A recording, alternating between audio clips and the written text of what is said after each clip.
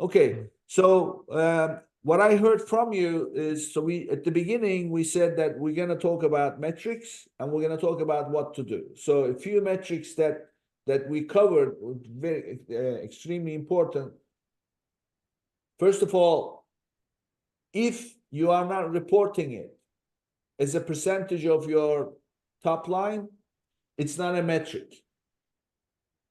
Mhm. So identify exactly what those are. And the ones that we would recommend is your refund rate. That's a metric.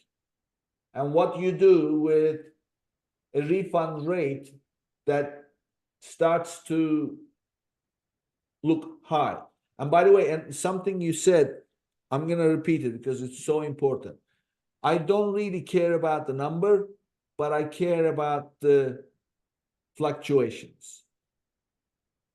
So look at it as a trend. What is happening to that number month over month or week over week? So that's what so if your refund rate is going up, then you have to look at the reasons for refund. And in Seller Central, you'll be able to see that. Another one is storage, you mentioned. Storage is something that you have to manage as a line item. If the storage is going up, obviously you are sending too much inventory to Amazon, right? So you have to reduce it. And at the same time, you don't want to send too little because then you have low inventory fees. So you have to then, that means that if your storage is too high, look at it. Why? Is it low inventory fee? Is it long-term inventory storage? And then that will determine your action. Another one you mentioned is this, you called it AF cost, Amazon fee cost of sale. Amazon fee cost of sale, that I call everything else. Look at what that total is as a percentage of total revenue and look at what they are. Group them in those individual line items within that big lump sum. Group them and then look at each total and see what they are. There's a good chance you can avoid a lot of them. My UPS FedEx example. And my favorite is, frankly, watching your promotion. Always have that gross.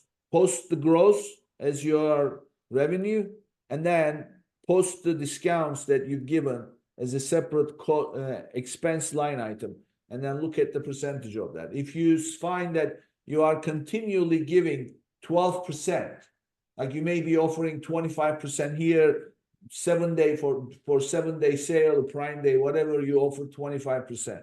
And then the next thing is you have 5% here, 10% there, and then it averages at 12%. Well, that's it. That's an expense at 12%, eating into your margin, right? Absolutely. Absolutely. Yep. Yeah. Okay, so there's, already financials, and then of course your recommendation is always make it reconcile to the bank, because ultimately that's what it is. Absolutely. Absolutely. And I think to kind of close this out before we get into product level analysis is do something. Like when you make this observation, do something. I'm going to give a couple examples. If refunds appears to be high, talk to someone on your team. Go look at voice of the customer. See, do we have a sizing chart that's off? Why are people returning this? If you are running promotions, talk to someone on your operations team, or you go and look at it. I think that simply looking at a problem on financial statements does not solve the problem. It's the action that follows. And so when I am looking through financial statements, I have a spreadsheet. We use a task tracker in our business. And any problem I identify, I may not solve it at that moment, but I'm assigning it to somebody to look into, and I'm going to follow up with them. And I think that's critical. Is looking at the statements is important, but digging in and using members of your team, if you do have a team, to dig into those is really important. Yeah, absolutely.